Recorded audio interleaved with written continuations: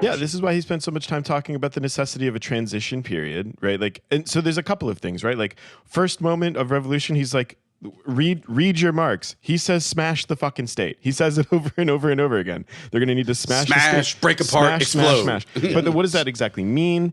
Well, he says, yeah, like, eliminate the weird mystificatory hierarchy of the bureaucrat, of the bureaucracy, the technocratic bureaucracy. Bring them down to earth. Everyone gets paid a working Break the standing army. Destroy, abolish the standing army.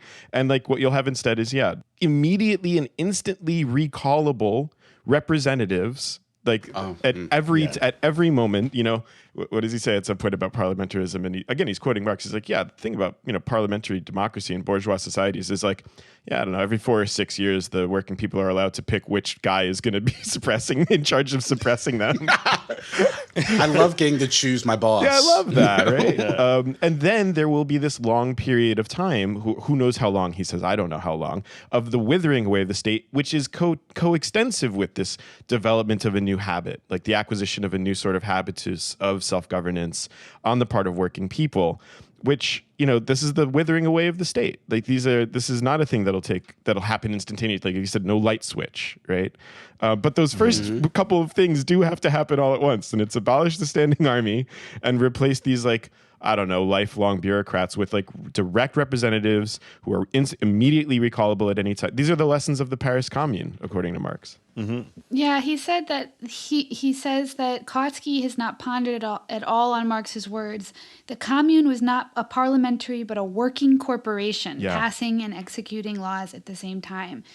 And then I think what makes this text kind of hard to understand, and why I made a point in my introduction of saying that there's all these redundancies, and you can really think about why Lenin has been misinterpreted very badly, often by sentences like the following.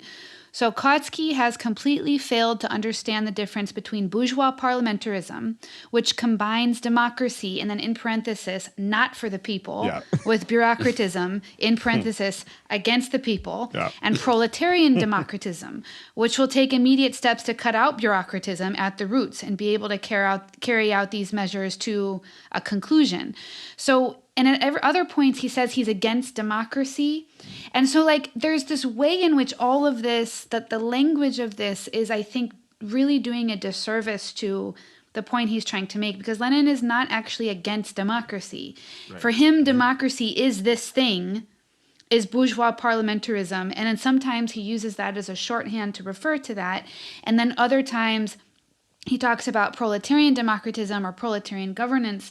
And so he's trying to think about a transition in form and function. Yeah. But he uses words that, we like to talk about to talk about that. So then naturally you kind of read this and you get confused. It is confusing. I kind of wanted to point out an example for people so that I'm not they don't think I'm full of shit about the question is governance, not not abolishing democracy. Well, maybe just on that, developing that, we should say a little bit more about, or try to say a little bit more about this idea of not having parliament, a bourgeois parliament, but having this thing called a working body.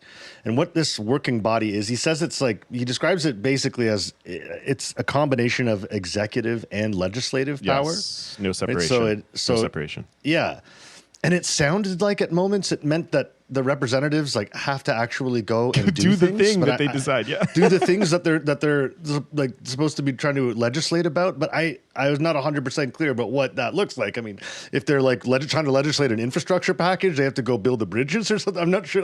I think kind of I think part of the problem with bourgeois democracy is that I fucking hate our Senate, right? These people sit around and make choices, and they don't do anything. They don't have to do. Well, they're all on the verge of death. They're all on the verge of death. They're 90 years old and they've made $200 million. We'll never retire. They're like, you will take this seat from my cold dead hands, and apparently they mean that literally. Oh well. No, but I think Lenin's point is the way that our money is spent, our social spending. If these people had to go do the shit themselves, they would not be wasting resources, time, and energy the way that our huge bureaucratic state does. it would not look the same way if they were accountable in like the literal sense of like they can be called to task and recalled if we don't like what they fucking do, and accountable in the sense of like having to actually own what it is that they're making choices about, which under current conditions they just don't. They just do not. They get to do and say whatever, and then I don't know, when someone like gets mad at them, they like fuck off to an island and like molest children or whatever.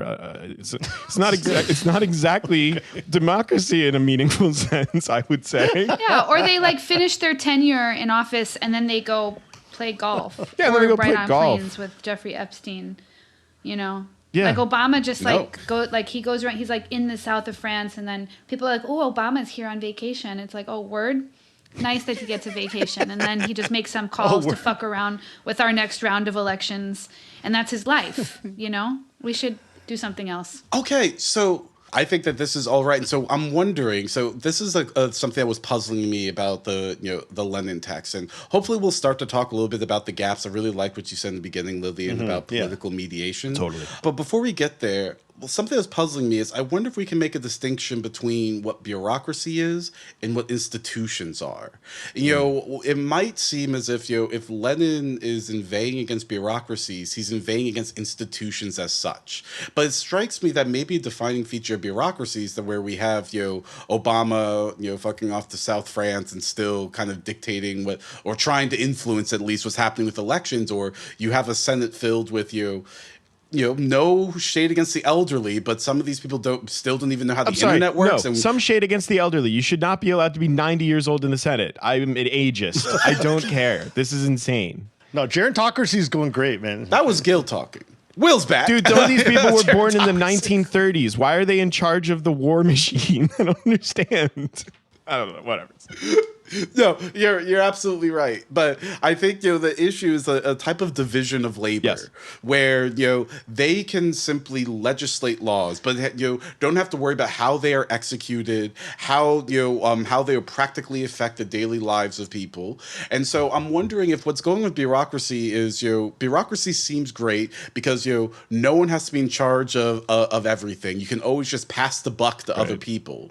While it seems like what he's talking about with institutions is mutual co-accountability. And I think it says something about our diminished moment that I think most people really could not imagine a form of institutions where we are accountable to one another and cooperate with one another. So better to just live lives of like the movie Office Space, where we're just all little mini bosses to other bosses, and I don't have to worry about what's above my pay grade. And this is what we get with this political system. Yeah, everything's above your pay grade, but also it's not my job to know. And so it strikes me that that's what's going on here, that bureaucracy separates us from effective powers, while institutions would maybe coordinate and organize our powers translucidly, non-opaquely. But the essence of bureaucracy, I love this from Kafka, is its opaqueness. And so we have to accept our limited power. And Lenin seems to be saying, no, we should be able to be self-aware of what it is that we are doing, why we are doing it, and why we are doing it with other people.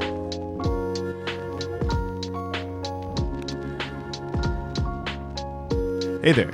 Thanks so much for listening. This is just a small sample of the full episode. To listen to it and to access other premium content we're putting out, please subscribe to us on Patreon at patreon.com/leftofphilosophy. See you next time.